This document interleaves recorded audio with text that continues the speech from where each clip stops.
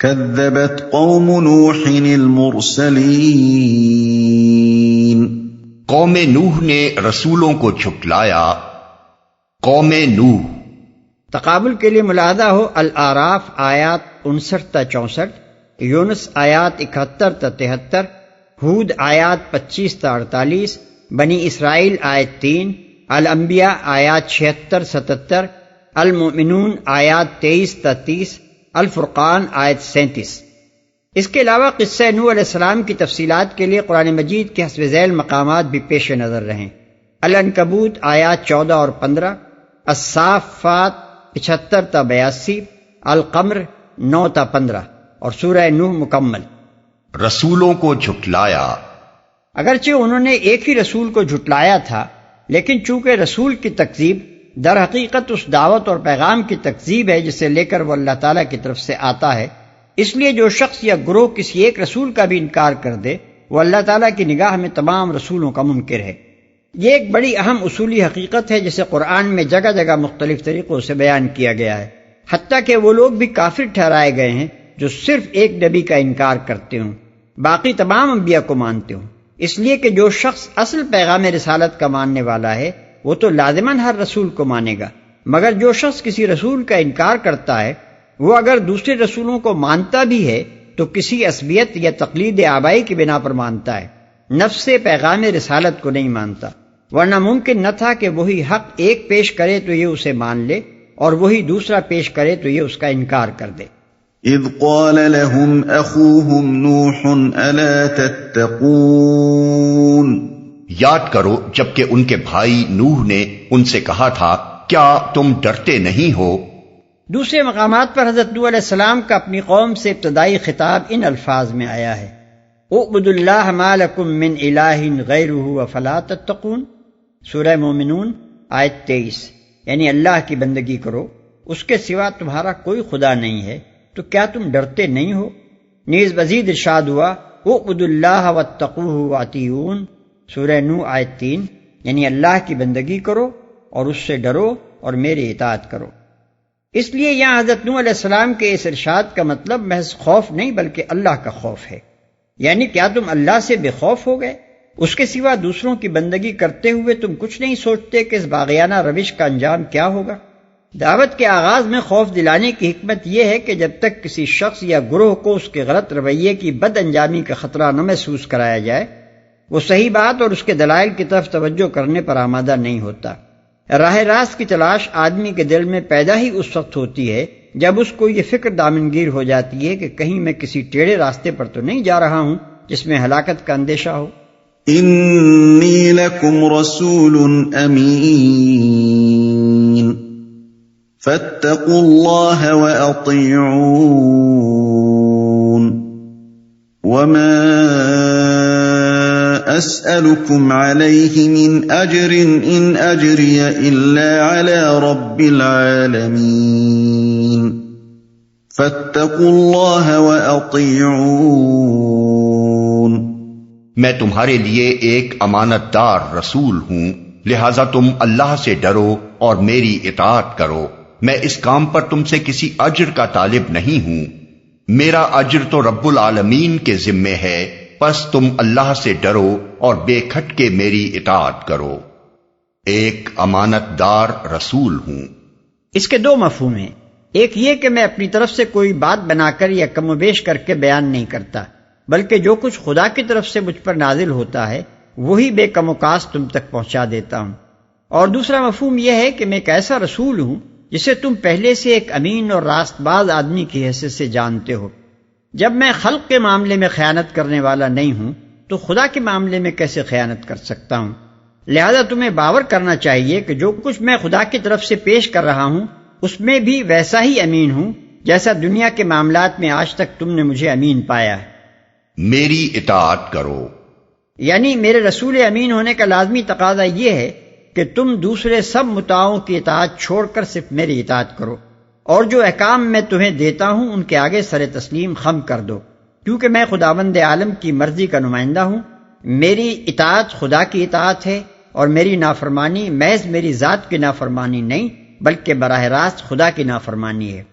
دوسرے الفاظ میں اس کا مطلب یہ ہے کہ رسول کا حق صرف اتنا ہی نہیں ہے کہ جن لوگوں کی طرف وہ رسول بنا کر بھیجا گیا ہے وہ اس کی صداقت تسلیم کر لیں اور اسے رسول برحق مان لیں، بلکہ اس کو خدا کا سچا رسول مانتے ہی آپ سے یہ بھی لازم آ جاتا ہے کہ اس کی اطاعت کی جائے اور ہر دوسرے قانون کو چھوڑ کر صرف اسی کے لائے ہوئے قانون کا اتباع کیا جائے۔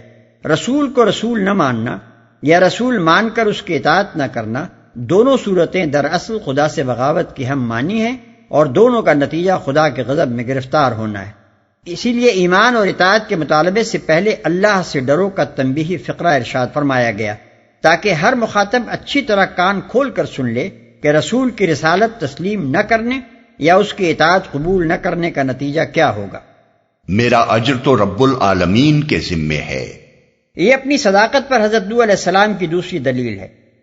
پہلی دلیل یہ تھی کہ دعویٰ نبوت سے پہلے میری ساری زندگی تمہارے درمیان گزری ہے اور آج تک تم مجھے ایک امین آدمی کی حیثیت سے جانتے رہے ہو، اور دوسری دلیل یہ ہے کہ میں ایک بے غرض آدمی ہوں، تم کسی ایسے ذاتی فائدے کی نشاندہی نہیں کر سکتے جو اس کام سے مجھے حاصل ہو رہا ہو یا جس کے حصول کی میں کوشش کر رہا ہوں۔ اس بے غرضانہ طریقے سے کسی ذاتی نفع کے بغیر جب میں اس دعوت حق کے کام میں شب و روز اپنی جان کھپا رہا ہوں، اپنے اوقات اور اپنی محنتیں صرف کر رہا ہوں اور ہر طرح کی تکلیفیں اٹھا رہا ہوں، تو تمہیں باور کرنا چاہیے کہ میں اس کام میں مخلص ہوں، ایمانداری کے ساتھ جس چیز کو حق جانتا ہوں اور جس کی پیروی میں خلق خدا کی فلاح دیکھتا ہوں وہی پیش کر رہا ہوں۔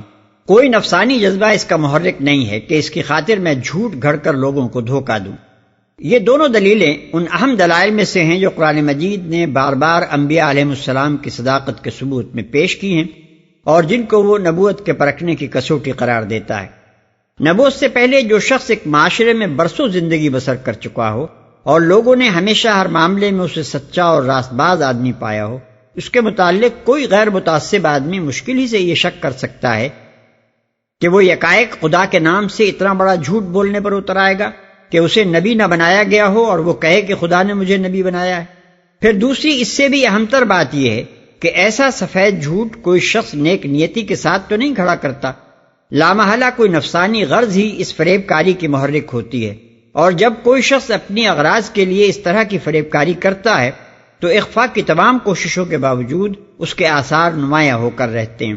اسے اپنے کاروبار کو فروغ دینے کے لیے طرح طرح کے ہتھ کنڈے استعمال کرنے پڑتے ہیں جن کے گھناونے پہلو گرد و پیش کے معاشرے میں چھپائے نہیں چھپ سکتے، اور مزید برآں وہ اپنی پیری کی دکان چمکا کر کچھ نہ کچھ اپنا بھلا کرتا نظر آتا ہے۔ نذرانے وصول کیے جاتے ہیں، لنگر جاری ہوتے ہیں، جائیدادیں بنتی ہیں، زیور گھڑے جاتے ہیں اور فقیری کا آستانہ دیکھتے دیکھتے شاہی دربار بنتا چلا جاتا ہے۔ لیکن جہاں اس کے برعکس نبوت کا دعویٰ کرنے والے شخص کی ذاتی زندگی ایسے فضائل اخلاق سے لبریز نظر آئے کہ اس میں کہیں ڈھونڈے سے بھی کسی فریب کارانہ ہتھ کنڈے کا نشان نہ مل سکے اور اس کام سے کوئی ذاتی فائدہ اٹھانا تو درکنار، وہ اپنا سب کچھ اسی خدمت بے مزد کی نظر کر دے، وہاں جھوٹ کا شبہ کرنا کسی معقول انسان کے لیے ممکن نہیں رہتا۔ کوئی شخص جو عقل بھی رکھتا ہو اور بے انصاف بھی نہ ہو یہ تصور نہیں کر سکتا کہ آخر ایک اچھا بھلا آدمی جو اطمینان کی زندگی بسر کر رہا تھا کیوں بلا وجہ ایک جھوٹا دعویٰ لے کر اٹھے، جبکہ اسے کوئی فائدہ اس جھوٹ سے نہ ہو، بلکہ وہ الٹا اپنا مال، اپنا وقت اور اپنی ساری قوتیں اور محنتیں اس کام میں کھپا رہا ہو اور بدلے میں دنیا بھر کی دشمنی مول لے رہا ہو۔ ذاتی مفاد کی قربانی آدمی کے مخلص ہونے کی سب سے زیادہ نمایاں دلیل ہوتی ہے۔ یہ قربانی کرتے جس کو سالوں بیت جائیں اسے بدنیت یا خود غرض سمجھنا خود اس شخص کی اپنی بدنیتی کا ثبوت ہوتا ہے جو ایسے آدمی پر یہ الزام لگائے۔ بے کھٹکے میری اطاعت کرو۔ اس فقرے کی تکرار بے وجہ نہیں ہے، پہلے یہ ایک اور مناسبت سے فرمایا گیا تھا اور یہاں ایک دوسری مناسبت سے اس کو دہرایا گیا ہے۔ اوپر انی لکم رسول امین سے فاتقوا اللہ کے فقرے کی مناسبت یہ تھی کہ جو شخص اللہ کی طرف سے ایک امانت دار رسول ہے جس کی صفت امانت سے تم لوگ خود بھی واقف ہو، اسے جھٹلاتے ہوئے خدا سے ڈرو۔ اور یہاں ما اسألکم علیہ من اجر سے اس فقرے کی مناسبت یہ ہے کہ جو شخص اپنے کسی ذاتی فائدے کے بغیر محض اصلاح خلق کے لیے پورے اخلاص کے ساتھ کام کر رہا ہے، اس کی نیت پر حملہ کرتے ہوئے خدا سے ڈرو۔ اس بات کو اتنا زور دے کر بیان کرنے کی وجہ یہ تھی کہ قوم کے سردار حضرت نوح علیہ السلام کے مخلصانہ دعوت حق میں کیڑے ڈالنے کے لیے ان پر یہ الزام لگاتے تھے کہ یہ شخص دراصل یہ ساری دوڑ دھوپ اپنی بڑائی کے لیے کر رہا ہے۔ یرید ان یتفضل علیکم، سورہ مومنون آیت 24، یعنی یہ چاہتا ہے کہ تم پر فضیلت حاصل کرے۔ قالوا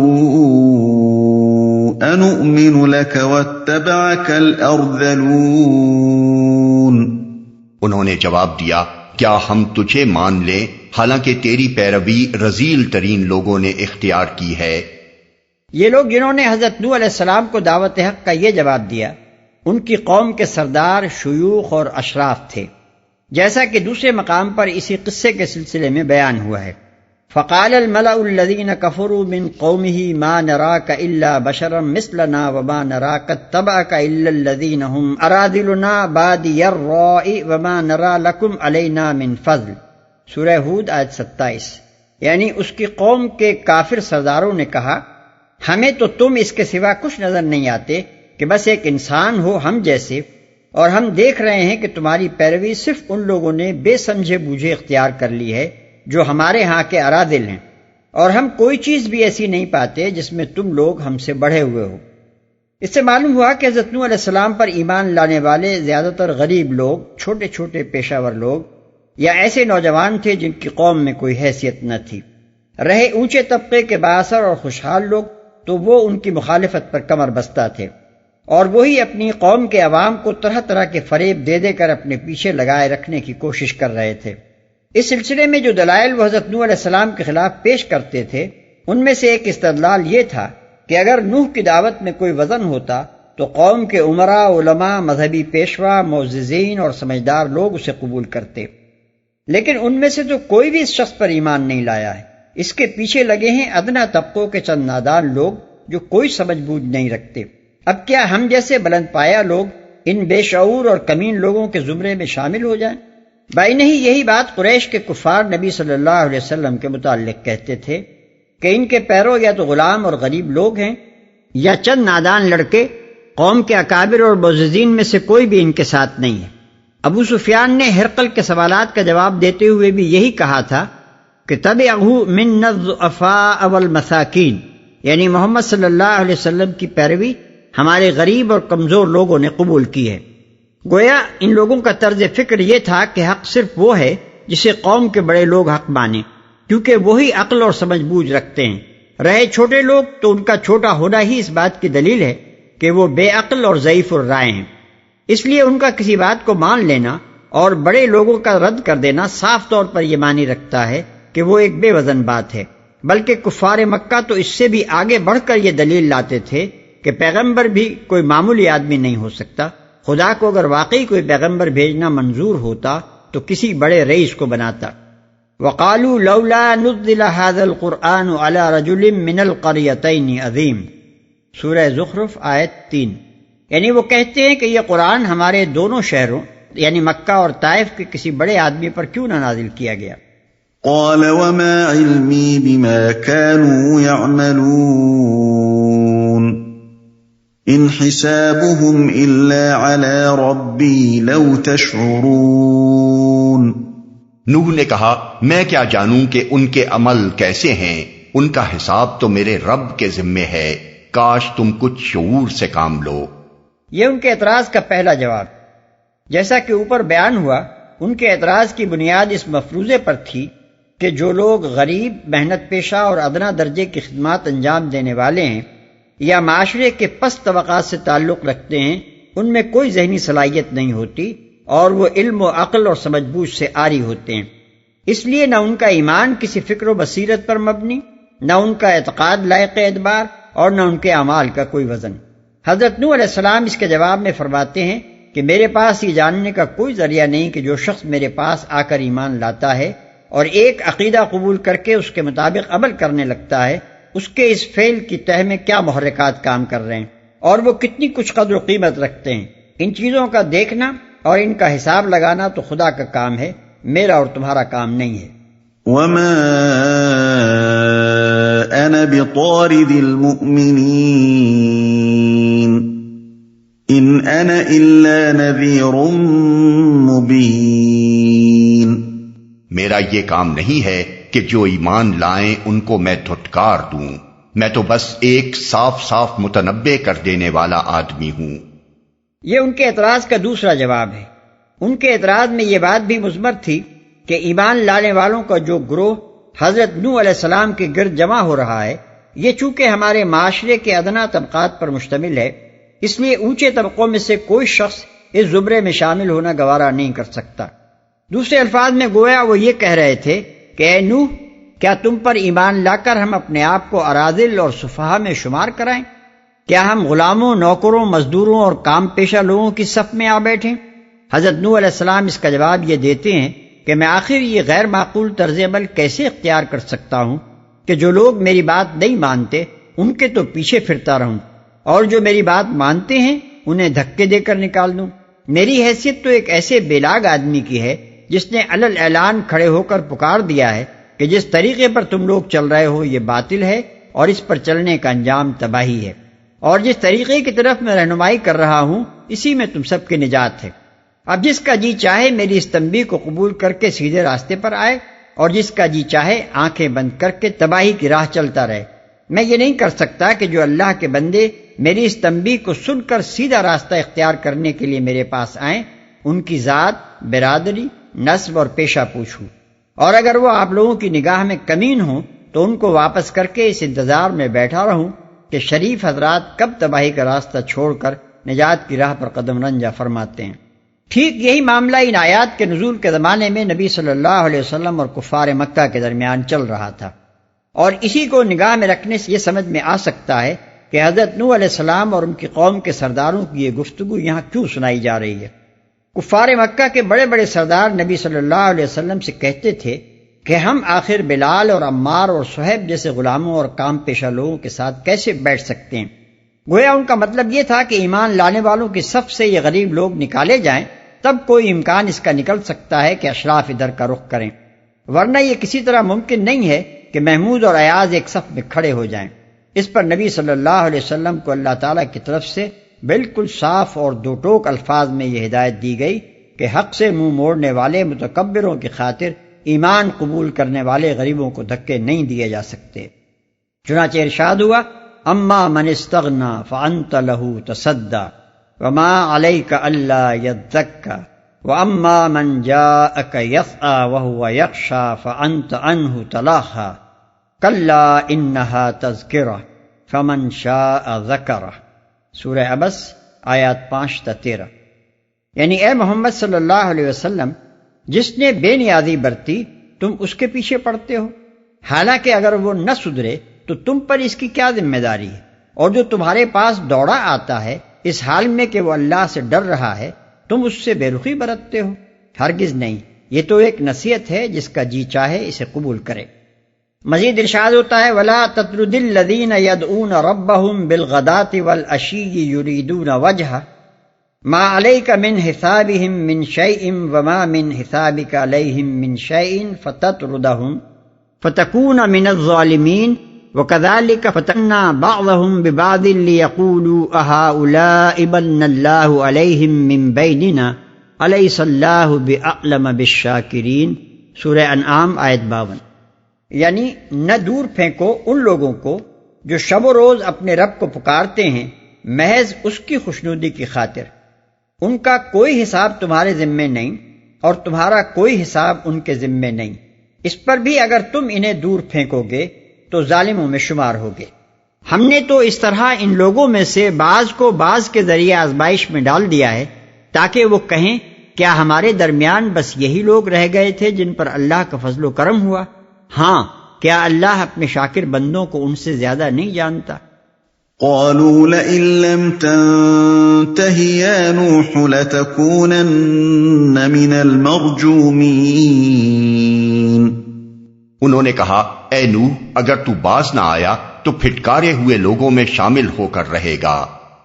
اصل الفاظ ہیں لتکونن من المرجومین۔ اس کے دو معنی ہو سکتے ہیں، ایک یہ کہ تم کو رجم کیا جائے گا، یعنی پتھر مار مار کر ہلاک کر دیا جائے گا۔ دوسرے معنی یہ ہو سکتے ہیں کہ تم پر ہر طرف سے گالیوں کی بچھاڑ کی جائے گی، جہاں جاؤ گے دھتکارے اور پھٹکارے جاؤ گے۔ عربی محاورے کے لحاظ سے ان الفاظ کے یہ دونوں معنی لیے جا سکتے ہیں۔ قال رب إن قومي كذبون فافتح بيني وبينهم فتحا ونجني ومن معي من المؤمنين۔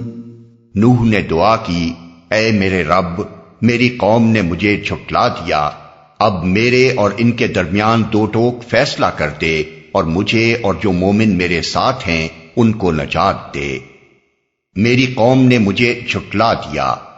یعنی آخری اور قطعی طور پر جھٹلا دیا ہے، جس کے بعد اب کسی تصدیق و ایمان کی امید باقی نہیں رہی۔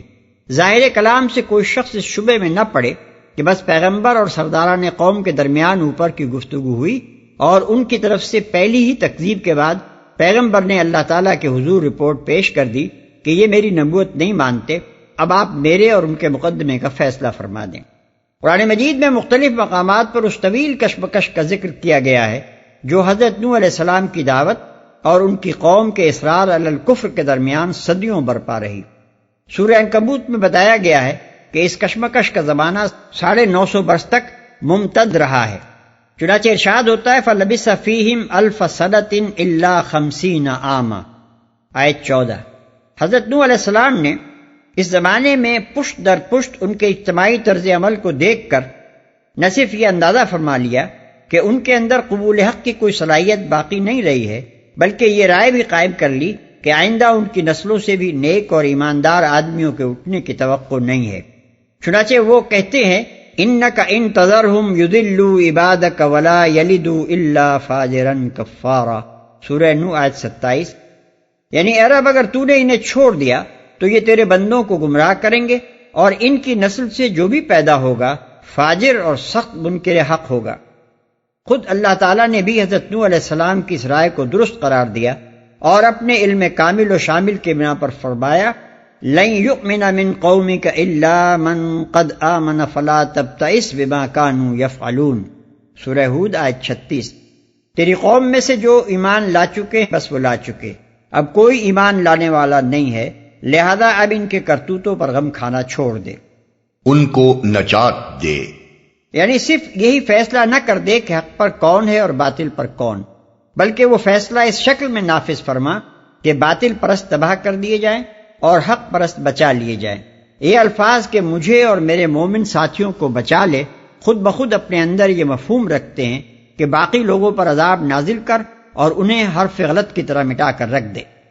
فَأَنجَيْنَاهُ وَمَن مَّعَهُ فِي الْفُلْكِ الْمَشْحُونِ ثُمَّ أَغْرَقْنَا بَعْدُ الْبَاقِينَ۔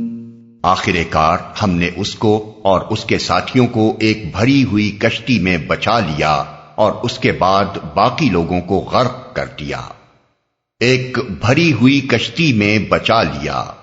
بھری ہوئی کشتی سے مراد یہ ہے کہ وہ کشتی ایمان لانے والے انسانوں اور تمام جانوروں سے بھر گئی تھی جن کا ایک ایک جوڑا ساتھ رکھ لینے کی ہدایت فرمائی گئی تھی۔ اس کی تفصیل کے لیے ملاحظہ ہو سورہ ہود آیت 40۔